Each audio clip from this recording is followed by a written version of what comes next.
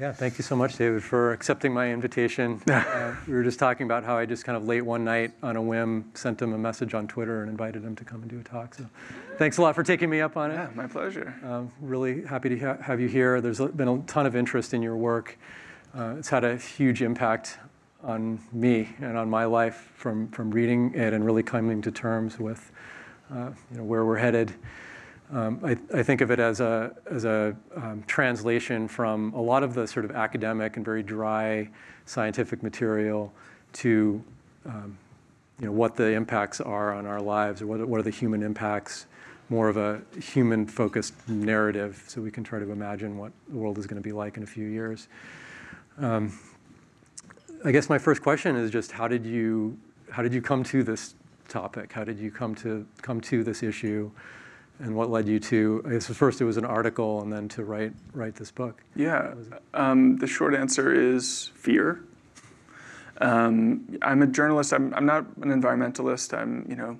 Lived my whole life in New York and like looking at nature, but I've never gone on a hike. I'm not somebody who comes to this cause through that at all. But as a journalist, I'm somebody who's been interested in the sort of near future for most of my career and had always just been keeping an eye on, the news from the academy and, following things in some sort of curious corners of the internet who do make projections about the future. And starting in 2016, I was just seeing, first of all, a lot more coverage of climate. And then secondly, coverage that was I shouldn't say coverage, news from climate that was much scarier than I had seen before, or that I saw being written about in the places that, as a magazine journalist, I think of as competitors to me. So the newspapers I read, the magazines I read, the TV news programs I watch, and it seemed to me like we had sort of been systematically underplaying just how scary, just how all-encompassing, and just how all-touching this threat really was. So I often talk about this sort of, I woke up out of a delusion, which was a three-part delusion. And I think it's a three-part delusion that a lot of people have. One is about the speed of change. I was raised to believe that climate change was quite slow, happening on a timescale of decades, probably centuries. James Hansen, who's one of the most outspoken kind of alarmist climate scientists out there, wrote his book for a general audience and called it Storms of My Grandchildren. This is the basic message of when we should be expecting. 2 generations away or something. Down the line, yeah. But half of all the emissions that we've produced in the entire history of humanity from the burning of fossil fuels have come in the last 30 years. So that means that it's happened in my lifetime. That's those 30 years, that's since Al Gore published his first book on warming. It's since the UN established its IPCC body. So we've done all that damage, half of all the damage we've ever done, knowing full well what we were doing and moving ahead with this suicidal program anyway. And then the second part of the delusion was about scope. I thought, okay, understand sea level, but if I live away from the coast, I'll be safe.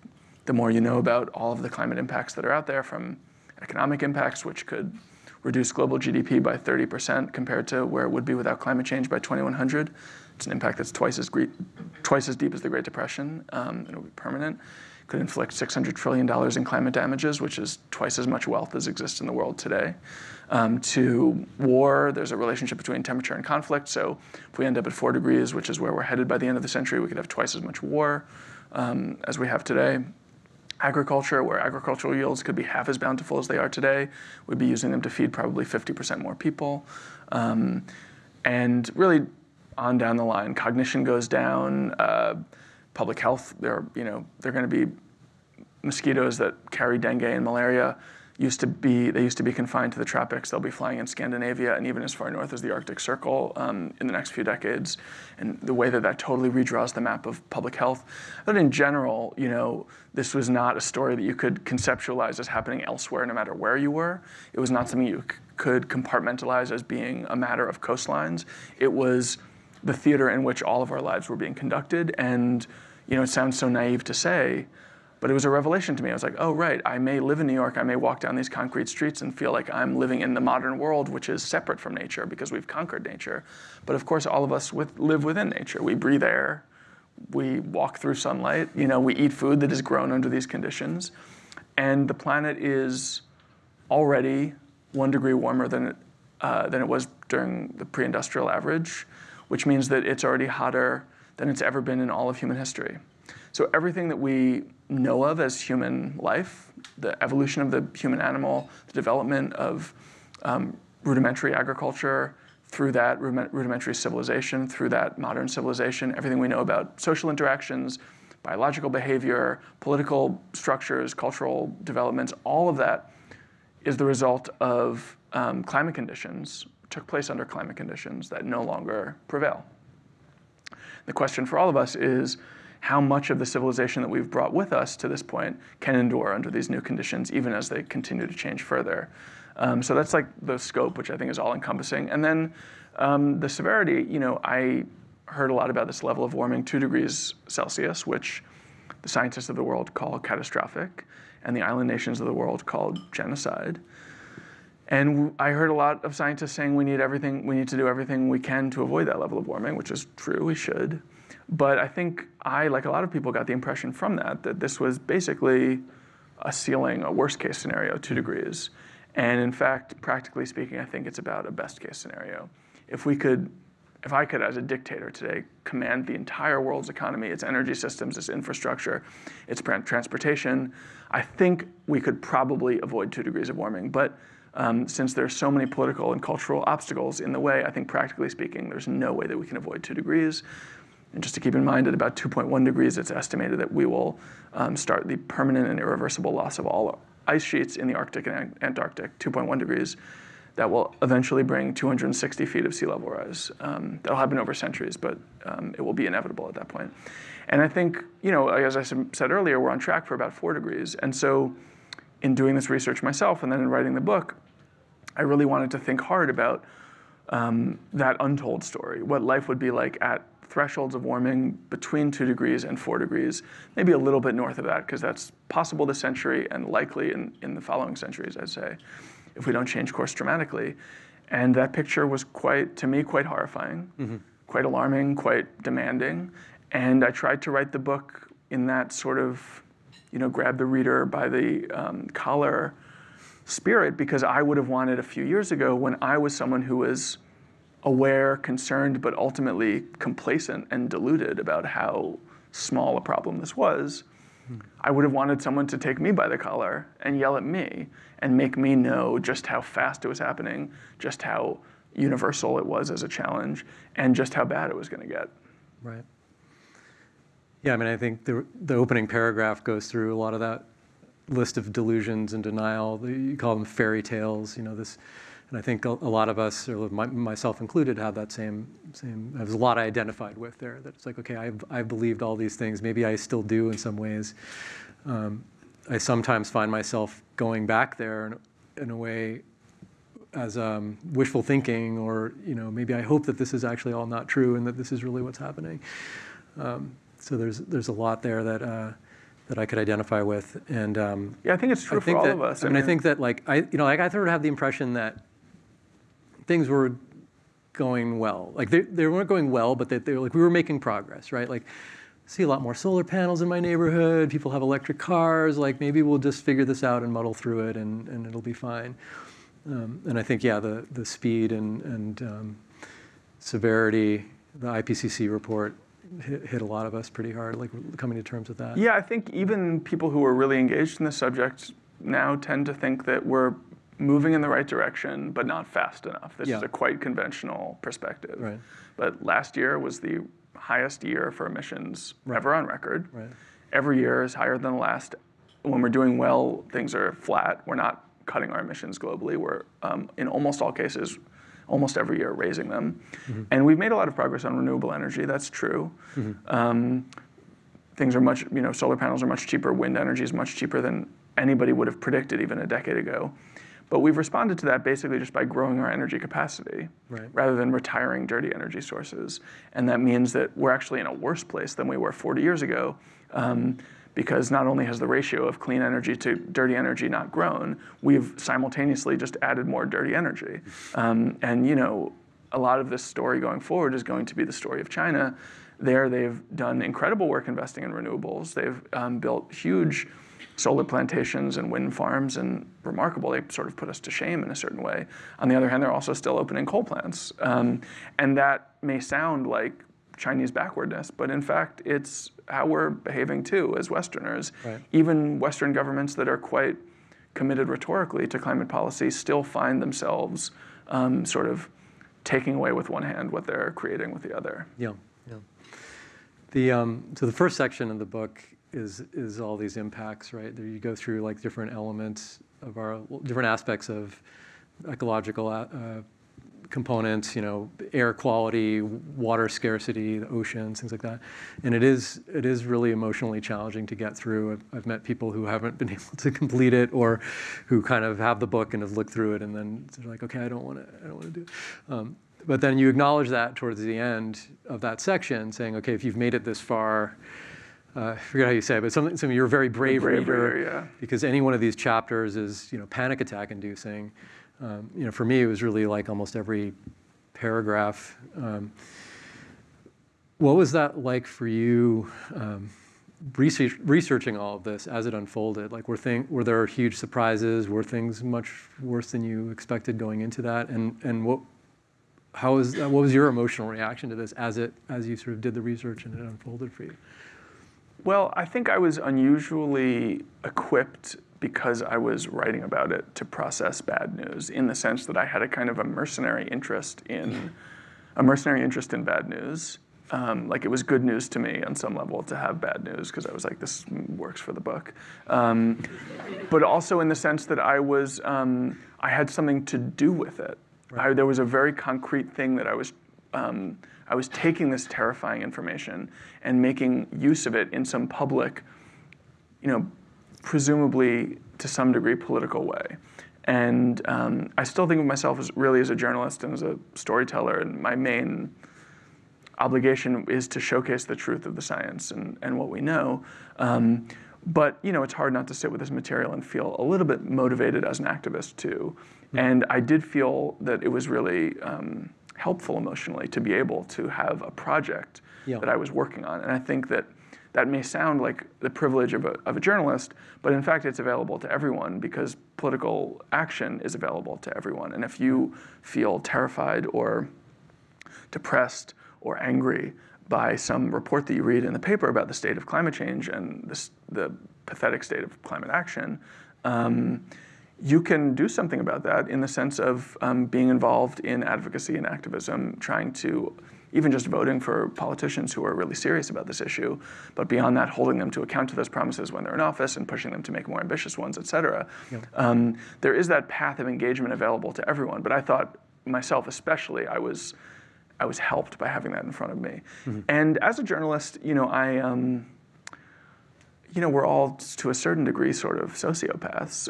We're interested in stories as stories, watching them unfold. Right. And I think emotionally, I had an unusual kind of prophylactic relationship to this material as I was using detachment it. Yeah. And I think a lot of people who've read the book don't have that, and it's been harder on them even than it was for me to write. Mm-hmm.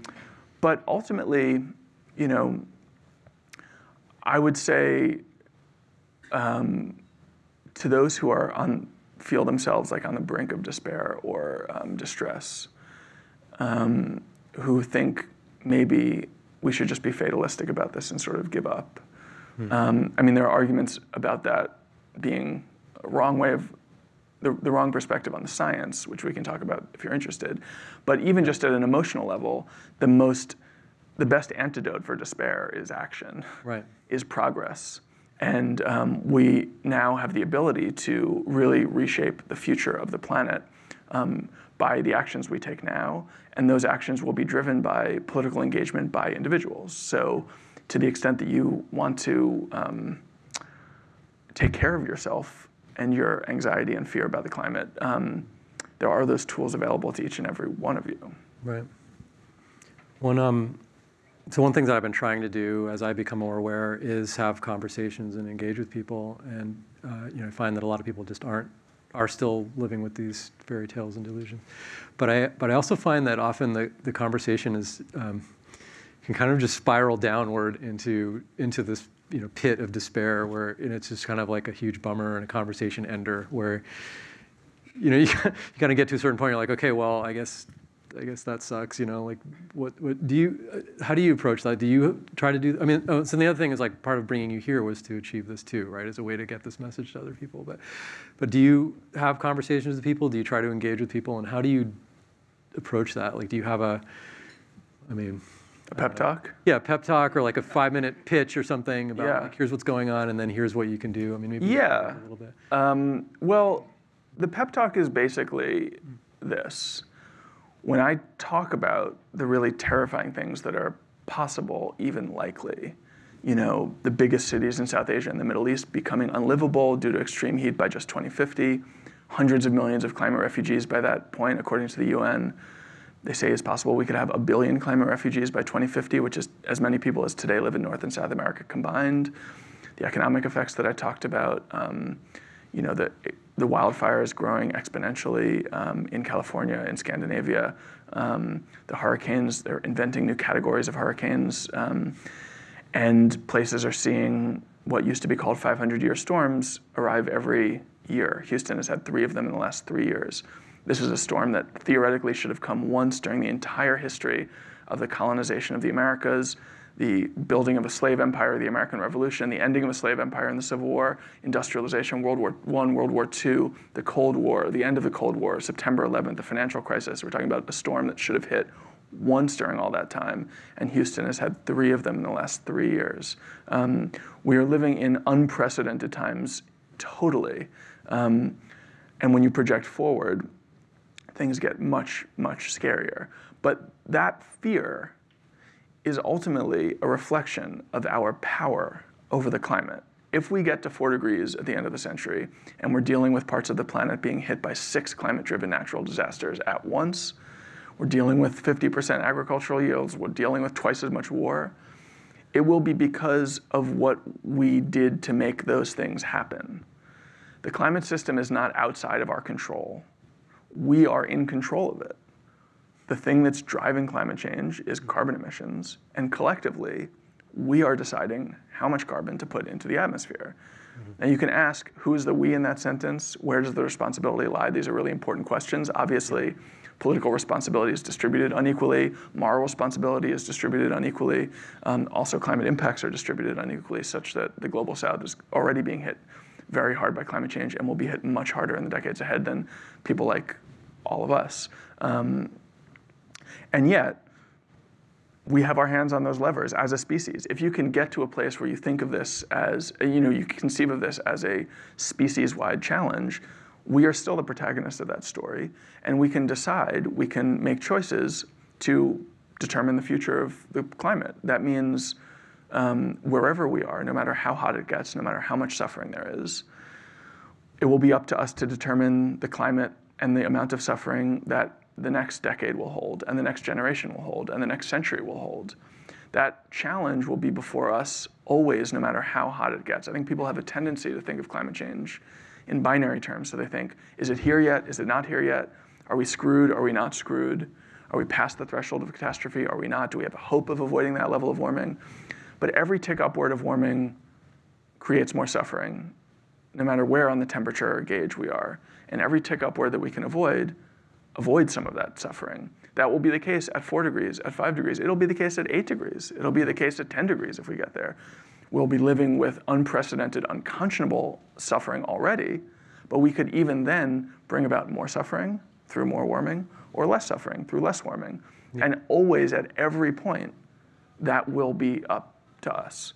So that to me, nothing is written in stone. Mm-hmm. This is a story we're all living, but we're also all writing. And that's basically my pep talk. If you're scared by what 4 degrees means, you should also be flattered by how much power that tells you you have about how you can change the world, how you can secure a livable, prosperous future for the generations to come. And if we end up at that point, we won't have anyone to blame but ourselves. Right. Yeah. I mean, I met an engineer here who's working on a project around renewable energy, and asked him, sort of he's trying to get more efficiency out of it, and I asked him, so what do you think the the impact is, best case scenario, and it was like a few percent. And I thought, well, that's a bummer, because I think we need to get to like 100%. But on the other hand, the way he translated it is like, well, that could actually translate into huge numbers of lives being saved from just that reduced amount of suffering from that. So it's like every bit is worth it at that point. Yeah, I think a lot of people have a tendency to want a kind of silver bullet solution, but the problem is way too big and way too complicated to be solved through any one approach. So I wanted you have a great chapter about technology, and he called it Church of Technology. And since we're at a technology company, we're one of the biggest, we're inside the church. I wanted to ask you about that chapter, and I actually wanted to start with just I had some notes here about one of the sections where you're. So I have to skip ahead because we've been going around these different things. Okay. So you're recounting a memoir of Christina Nickel during the 2017 California wildfire season, where she's describing a conversation that she has with a family member that she's trying to convince him that it's a problem, that there's to be more concerned about climate change. And she writes, his response is, technology will take care of everything. If the Earth goes, we'll just live in spaceships. We'll have 3D printers to print our food. We'll be eating lab meat. One cow will feed us all. We'll just rearrange atoms to create water or oxygen. Elon Musk.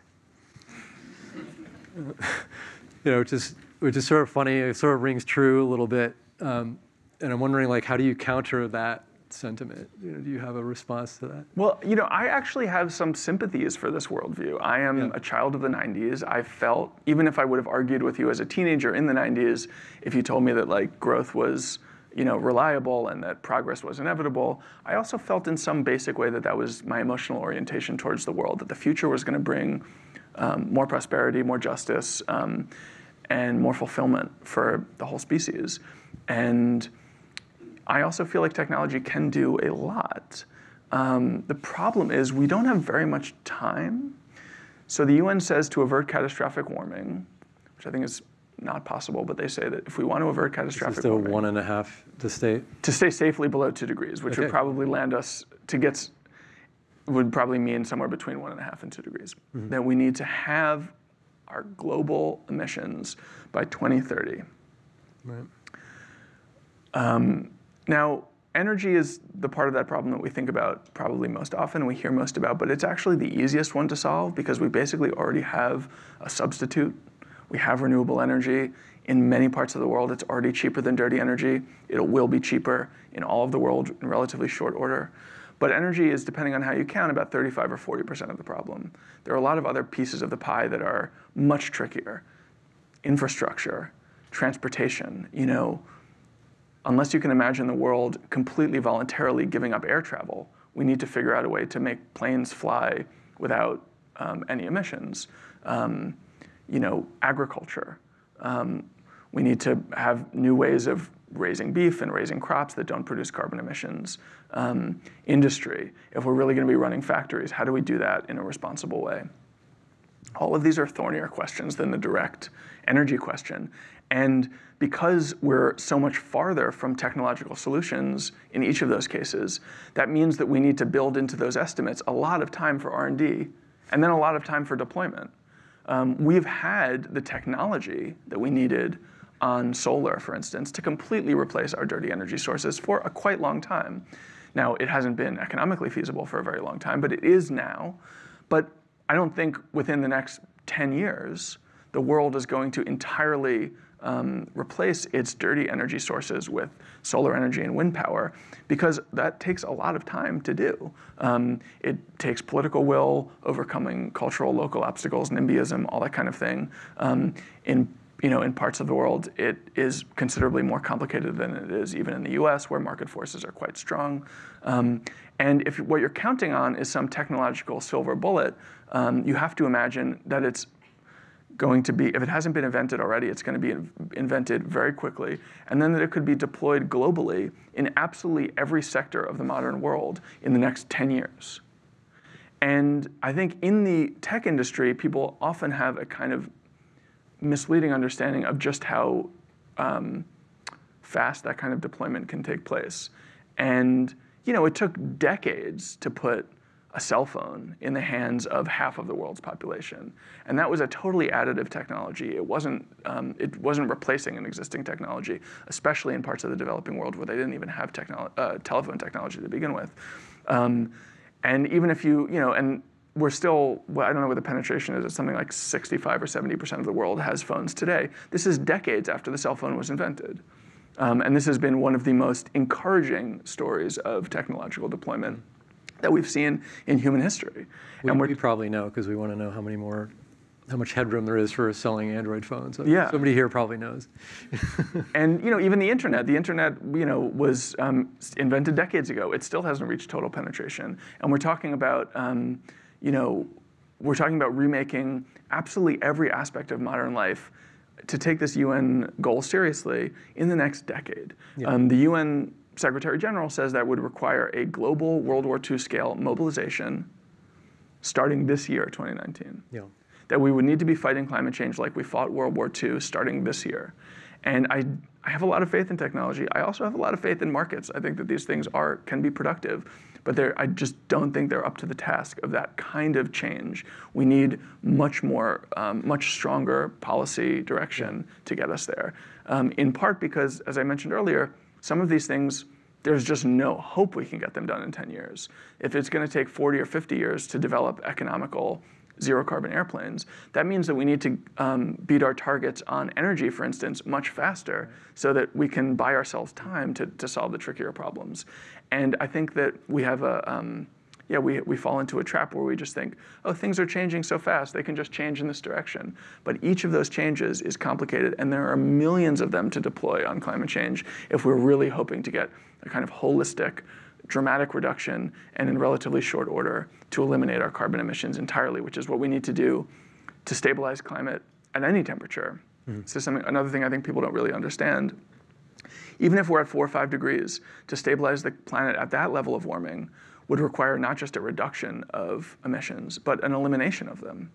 We can't just get by having our carbon use. We have to have zero, and the UN says we need to do that by 2050, which is, again, given how long some of these projects take to unfold, really right around the corner. Yeah, one thing I didn't know, just because I didn't study any of this at all in school, in computer programming and algorithms, but it's just that CO2 dissipates very slowly, right? So it's like up there for hundreds of years.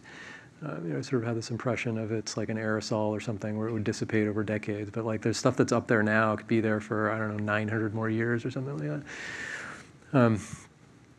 Yeah, so which means we also need to have technology to take it out of the atmosphere. To take it out, right. So there's a couple things there. So the World War II style mobilization, I mean, it kind of gets back to the previous topic on awareness, where, I think one of the differences there was that everyone was aware that there was an army marching across Europe, and there was a tangible, visible threat that everyone was aware of. Pearl Harbor, horrific concentration camps and Holocaust. That was sort of in the news all the time. It was like on the headlines all the time.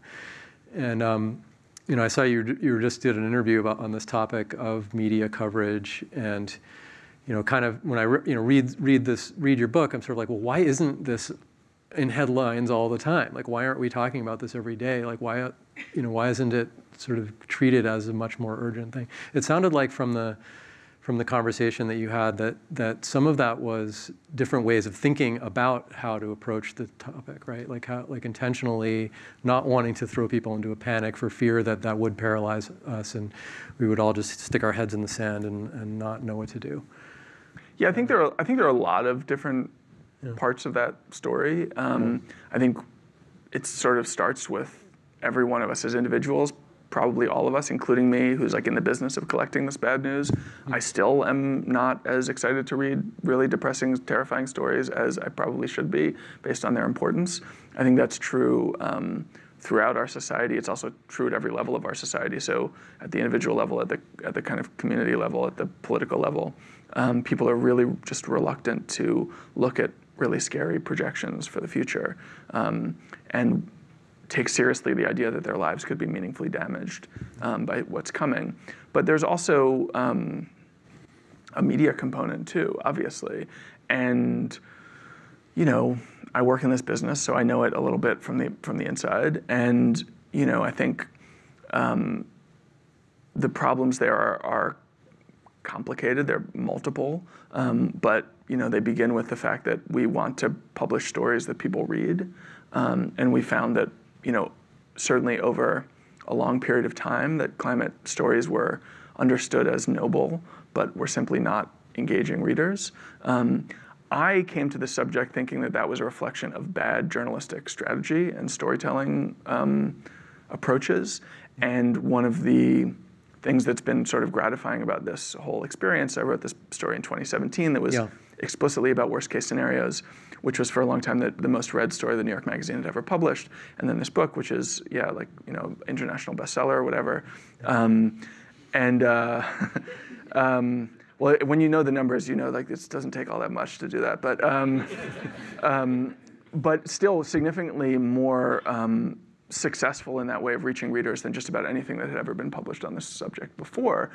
And I felt very much vindicated in taking a different approach, which is to say, to not be careful, but to be cinematic, to not defer to scientists' incredibly technical demands of how you'd want to communicate their findings, but be comfortable communicating in a common sense, conversational way about what it means.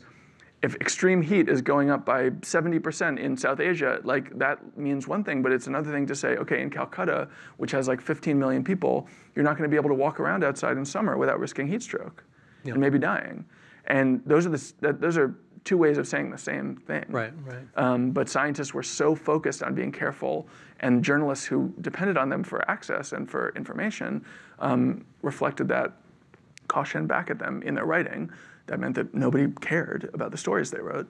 And then there was this other sort of imposed inhibition, which you touched on, which was that scientists, journalists, and advocates all believed that there was this dramatic risk in scaring the public into apathy.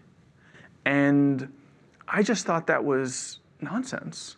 I thought that was nonsense as someone who woke up to the problem, as I said earlier, out of fear myself. I suspected there were a lot of people like me, but also looking at the history of environmental advocacy. Rachel Carson, when she published Silent Spring, she was called hyperbolic and alarmist. The book led to the ban on DDT and the creation of the EPA. When we talk about the movement against nuclear proliferation or against drunk driving, these are movements that trafficked in fear and alarmism. And I felt very strongly that those tools should be used in this case. When you listen to the UN say the phrase, Secretary General say World War II scale mobilization, as you mentioned, this is not a threat that we looked at exclusively through a lens of hope and optimism. And so I felt there were all of these signals saying we should be at least using fear as part of our rhetorical toolkit when talking about this story.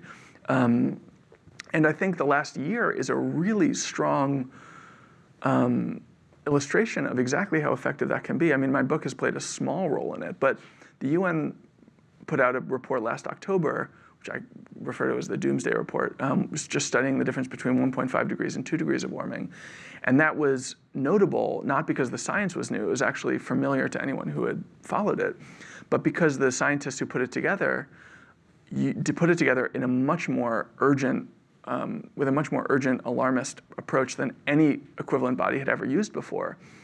And especially in the way that they talked about it in the press in the immediate aftermath, they were really this is our time, we must take action now, or devastation awaits right around the corner.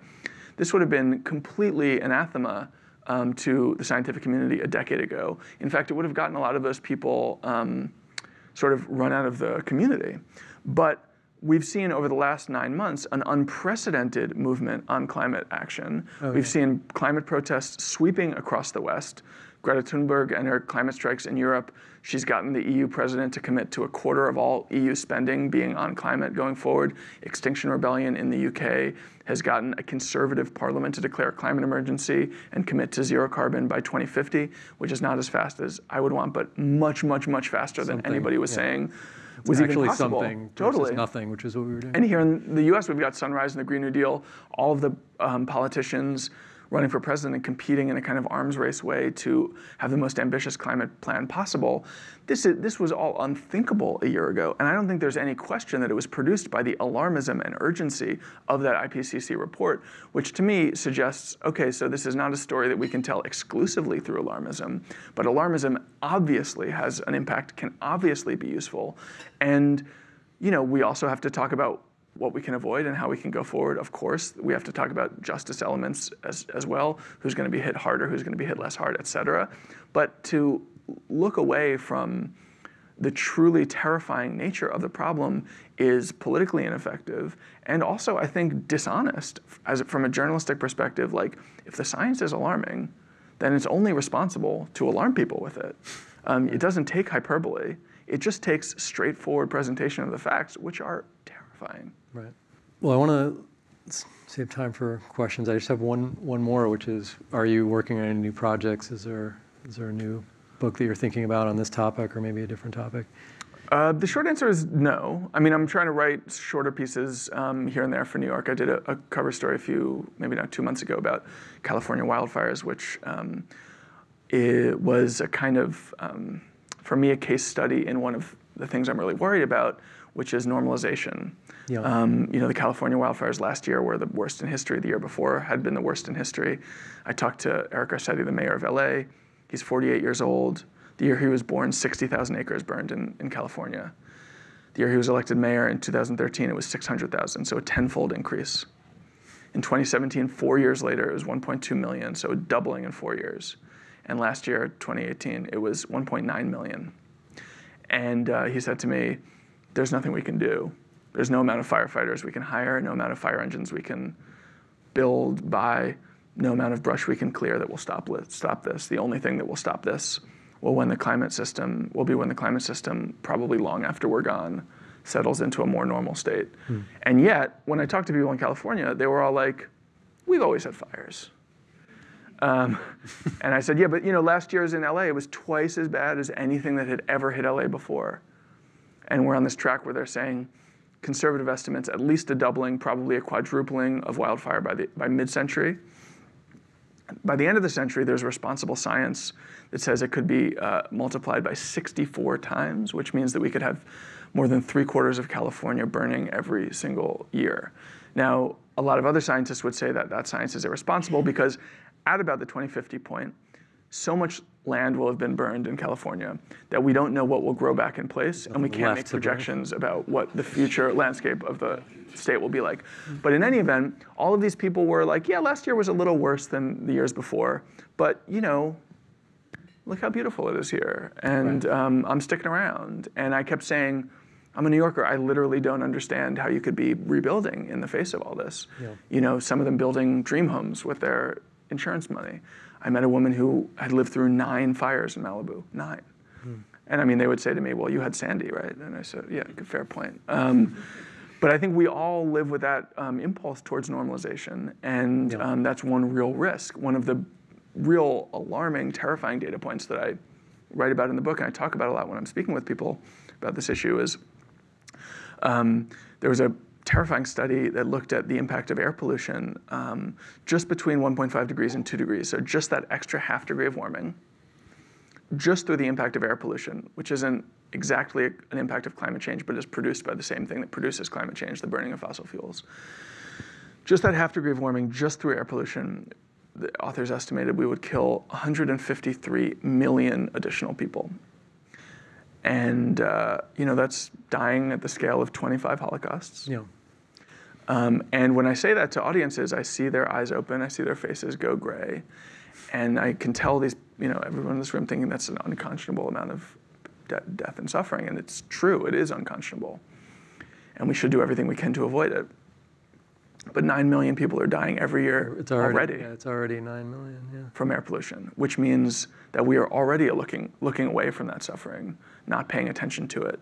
And I suspect that that is our likeliest future, that we live in a world that has considerably more suffering because of climate change, and we just find ways to look away from it. I hope that we can have a more empathic response, a more universal response, but my fear is that, as we're seeing already today, we retreat into narrower conception of self-interest, at the political level, but also at the individual level, and stop paying attention to the people elsewhere in the world who are really, truly suffering the most. Well, Lee, I think we should open it up now for Q&A. I don't know if people have questions for David. You touch on people's response of, well, I can go move to like Montana, or maybe my wealth will shield me one way or another. Do you have a more drawn out explanation as to why that's wrong? Yeah, it builds on something I mentioned before, which is to stabilize the climate at any level requires us to entirely eliminate carbon from everything we do on this planet. And I mentioned the air travel issue. You and I can fly less. Everybody in this room can never fly again. Everybody at Google could never fly again. Everybody in the United States could never fly again. There's still going to be hundreds of millions of people who are interested in traveling in that way around the world. So what we need is a new technology to replace that plane that allows us to travel like that without producing carbon. And I think there's some way that could happen through private market forces, but ultimately, it needs to be achieved through research and development spending at a scale that only states can achieve. It needs to be policy. It needs to be, legislated that we not just develop those planes, but that airlines buy them and then fly them. And ultimately, that is true in every sector of this story. It's true of agriculture. You could eat a few less hamburgers. I could eat a few less hamburgers. We could totally go vegan, unless you think the entire world is going to give up red meat entirely. What we need is agricultural policy that insists that, for instance, cattle farmers graze their cows in ways that make their farms carbon sinks that absorb carbon rather than carbon sources, which is possible, or that they feed their cows seaweed, which reduce their methane emissions by as much as 95 or 99%. All of the significant paths forward can only be achieved at the policy level. And the impact of individual lifestyle choices, I think, is ultimately trivial compared to what politics can achieve. So I think it's valuable to do your part. It's good to live within your own values. It's also good to signal to other people that you're concerned, and to policymakers that you can live a kind of prosperous, fulfilling life and still be responsible. But unless you think that the entire world is going to voluntarily, without government action, without policy directive, remake every aspect of modern life so that it contains no carbon in the next 3 decades, then the solution has to be policy, which means to me that politics is the only thing of a scale significant enough to really achieve the kind of change that we need. It will draw on private sector solutions. It will draw on cultural changes for sure. But those changes and those innovations alone will simply not get us there. If we want to get all the way there, we need a political change, which means reorienting not just American politics. The US only accounts for 15% of all global emissions, but global politics around this issue, so that everything that we do is really focused on the question of reducing and ultimately, in relatively short order, eliminating carbon. I kind of want to put this in even bleaker terms. Yeah. So we can sort of look at human history like through the lens of humans as a pestilence, so to speak, right? So it really sounds like we've evolved modern society, which led us to kind of explode our population. Now the host has a fever, is fighting us back. This is a problem in biology, right? Pestilent species explode in population, and then they eventually die off because they can't sustain themselves. And usually, dangerous epidemics are viruses that don't spread as quickly, because viruses that spread too quickly just die faster. So it feels like an evolutionary problem. The human species has to evolve in a way that is hard to comprehend. The things you're talking about require a level of sort of cooperation and behavior that has only been kind of idealized by humans. It's kind of like we need to build a very just, cooperative society very quickly in a way that has been imagined in the past, by religious leaders and by political leaders, but has never even been close to accomplished. And you know, okay, so I've kind of digressed now. But like, I don't know, like what is the precedent, either in historical terms or even in like biological terms, of like a species like us kind of fixing its behavior? Well, it's a really complicated question. I would say I don't think of the pestilence as humanity. I think of the pestilence as fossil fuels. And that's a much shorter history. It's just a couple hundred years. And as I said earlier, you know, in a lot of ways we have replacements for those already. So the question then is, how do we put those substitutes into place and deploy them with maximum effectiveness? And that's a political question, as you point out. You know, the UN offers the World War II analogy. That's an example of societies really being focused on dramatic threat and taking necessary, if painful, action in very short amount of time. It also only lasted a few years and only took place in a few nations. Most of the world was not participating, or if they were participating, it was really just as the theater for other nations to be tramping through. I like to think of the post-World War II international order as an example, in the sense that many, many things went very, very wrong in that period of time. And yet we sort of quickly built a at least public understanding that, say, human rights were a inviolable feature of political life on this planet, and that we would do quite a bit to protect them. Now, we fought some wars that we probably wanted to fight anyway and just used the alibi of human rights to do it. But we developed a international order that was built on liberalization and the dignity of the individual. And that held for a number of decades. I don't think that that kind of loose network is sufficient to the task that we have before us with climate, but it points to just how dramatically and quickly even a global culture can reorient its values. You know, if you had said to someone in the 1920s in Europe that we would have a global political order in which wars would be fought over human rights, they would have laughed at you. And yet that we did that a lot in the Cold War. And again, like, not that all those wars were good things, but the degree to which we were able to commit ourselves to action on a principle that up until a decade or two before had been very, very marginal to the way that most political conduct was, most politics was conducted, I think should give us some hope. But I also think that, you know, there's a lot of reason for skepticism and despair and doubt. You know, if we've done all of this damage in the last 30 years, knowing everything that we were doing, and we've done nothing, we haven't changed course at all. In fact, we're making things worse every year. That's an indictment. It's also terrifying about the future. You know, the fact that we allow 9 million people to die every year from air pollution without addressing it, that's an indictment of us, and it's also terrifying about the future. And there are many, many more reasons for skepticism and despair, I think, than there are for hope and optimism on this. On the other hand, you know, the science says it is all up to us. And while you may be worried that we muster sufficient response, I think it's important to keep in mind something I said earlier, which is that it's not a binary question. If we can manage to corral political will that will allow us to stay below 3 degrees as opposed to above 3 degrees, or stay below 4 degrees as opposed to stay below 4 degrees as opposed to above 4 degrees, those are victories. It's not just a matter of building an entirely new political order that is just and focused on this issue, or else we're doomed. It's a matter of degrees. And we can make progress by degree. That's really the only way that we ever do make progress. So I think question of whether one should be optimistic about our chances, for me, it's a matter of perspective. And I think if you're working off of the basis of what the world looks like today, the climate looks like today, there's basically no chance that we're going to be able to preserve this climate, which, as I said earlier, is already quite degraded.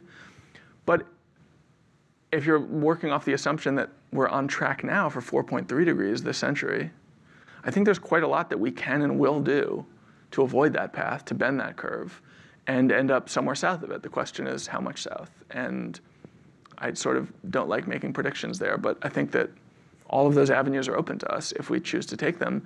And ultimately, we live in something like a representative democracy. We, at least within the boundaries of the U.S., we have the capacity to change those trajectories really ourselves through what we do politically. Your book scared the crap out of me, and it had me thinking that given if we are to continue on this path, then the future will be so much worse that basically it was all consuming in my mind. It's like all I could think about, and it kind of changed my philosophy on what people should be activists for and what charities I should contribute to, and I basically thought that the only thing that matters is climate. Given the exponential suffering in the future. So has that kind of changed your perspective on where you think that people should be investing their energies? Like that's kind of the first one. The second one is like, do you have any other thoughts on how we can spread this message to deniers and people internationally, whether it's like, I was thinking, why are there no good movies on, what the future is going to be like, what the climate's going to be like in 2050? There aren't really any good books on it that I've been able to find other than the one that you mentioned towards the end of your book. My own feeling is that climate is the all-encompassing story of our time. So no matter what you care about politically, if you care about wealth creation, if you care about income inequality, if you care about violence, if you care about famine, if you care about disease, if you care about gender equality, these are all things that are affected by climate change. And if we hope to make progress on any of them, we probably have to also simultaneously hope to make progress on climate. So personally, I'm where you are, which is that this is the meta-narrative of all of this stuff. That's not to say that every single person who's engaged in activism in more local ways should give that up and commit to climate. Obviously, there are a lot of crises and challenges that we face, and they all need their advocates. But I would hope that some emerging understanding in which the public sees all of these interconnected elements and sees that, say, like violence against women has a climate element, and migration has a climate element, and hunger as a climate element, and takes action as a result. I would hope that that sort of emerges over the next few years. I think it's starting to in some areas, but I don't think the sort of conventional wisdom is total enough yet. In terms of communicating to people who need to hear the message, I'm less worried about climate deniers than a lot of other people. Climate denial is mostly an American issue. It pops up elsewhere, but it's much more dramatic in the US than it is elsewhere in the world. And even here, 73... I read a story that said there's a correlation between the countries that are the highest emitters and the level of denial in those countries. It's definitely possible. Yeah. Even in America, though, 73% of us believe in climate change, believe it's real, believe it's happening now. That means 27% don't, which is too much. But 26% believe that aliens live on planet Earth with us. That's not a community, that's not a population that we give veto power over our politics to. We shouldn't do that on climate either. And frankly, if 73% of Americans are concerned about this issue, that's a sufficient majority to get just about anything done. I think that I think that there's a political challenge there, which is that one of the two parties, and to some degree the other party as well, have been captured by fossil fuel interests that have made inaction appealing to those leaders. And there's some reasons to think that may be changing in short order. But I also think that in terms of public understanding, the much bigger challenge is not denial, but complacency. And that's really the sort of direction I was trying to take the book in, which is not to convince people who didn't think climate change was real, but to convince people like I had been just a few years ago who knew it was real and knew it was concerned, to show those people just how big a deal it was, just how scary it was, and just how urgently it demanded action. And I think that we need to tell those stories much more regularly, much more widely. We need to tell them in our personal lives to the people we love, the people we know. We need to talk about climate a lot more. But you're totally right. I think we also need much more cultural production on this question. And I think we'll see it, because I do think that it is the theater in which all of our lives will unfold. My book is being sort of developed into a TV show, so I know a little bit about what's happening in Hollywood in like the competitive space. It may seem a little weird to say this is being developed into a TV show, but it is. And there's actually a lot of energy around this now. Like a lot of people are working on projects trying to explore the world transformed by warming. And novels, the same. The Overstory by Richard Powers won the Pulitzer Prize this year. It's certainly a climate conscious book. I think we're going to see a lot more of that. New York 2040, the Kim Stanley Robinson book, was a big deal a few years ago. We're going to see a lot more of that going forward because the world is waking up to just how dramatically transformed all of our lives will be by this force, and people respond to that in their own ways. People who are writers and movie makers and musicians respond to it by making those products. So I think we're inevitably going to see more of it, and hopefully that'll trigger only more awareness. But we'll see. It could also turn out to be it'll perform like a genre of entertainment rather than something that delivers a message of advocacy, which would be a mixed legacy, I guess. We hear a lot about carbon credits, carbon offsets. Lyft is all rights are carbon free. My main question is it something fad, or are carbon offsets here to stay? And what is do you see a role of that in going forward in mitigating climate change? I think if they were managed properly, they could be a useful tool for at least extending our deadlines. But the major studies that I've seen on the subject, looking at carbon offsets over the last decade or two, have shown that they're sort of like Ponzi schemes. Like, very rarely does the thing that you're buying actually have the impact that it's sold to you as having. Much of the reforestation that has been done in the name of carbon offsets have used the wrong kind of trees, which means that they're actually been carbon-wise rather than helpful carbon-wise. And so I think for it to play an important role, we need to have a much more sort of rigorous oversight over those projects and what they produce. I think that there are a lot of people on the environmental left who are really skeptical of carbon capture and storage because they see it as a way that fossil fuel companies can sort of continue to produce fuel. And I think there's some wisdom in that. I think we probably do need to retire these companies in relatively short order. On the other hand, if we really are able to deploy and do deploy technology or biological solutions that, say, mitigate 10 or 30% of the carbon damage that's being done by producing this energy, that's not a long-term solution, but it may help us. It may give us a little more time to develop the long-term solutions we need. So I think, in theory, they can be helpful, but they're not a solution on their own. And as we know them now, they've been of very limited use. Great. Well, thank you so much, David. This was really Thanks for having me. Thanks, everybody, for coming. Thanks.